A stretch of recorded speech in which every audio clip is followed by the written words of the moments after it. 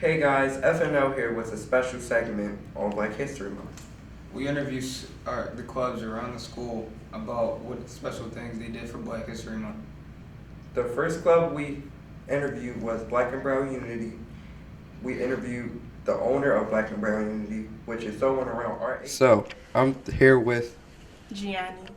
And I'm Dasir.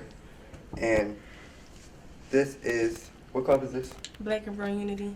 Our main mission was to unify Black and Brown students in Freire. So we teach about African American studies, but we also wanted to acknowledge the Brown students that go to the school too, because it's not all just Black students. We are planning a trip to the African American Museum.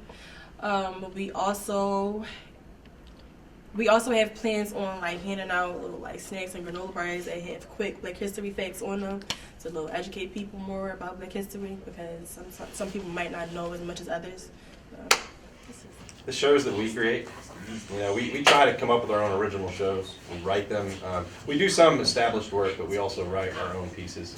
Those are always the best. So I like Broken Wave because my favorite thing is to come here and chat with friends and express emotions to people and just be me and have fun. If anyone's interested, we meet on Mondays and Thursdays after school.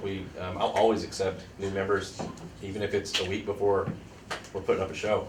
We've been talking about Black history all this time, but I forgot to mention my favorite Black figure. I would say my favorite Black figure is Mansa Musa, because he was potentially the richest Black man to ever be.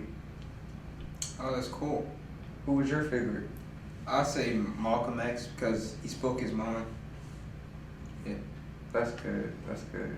And who was your favorite Black figure? Tell us again, and we'll put some of your answers in next week's video.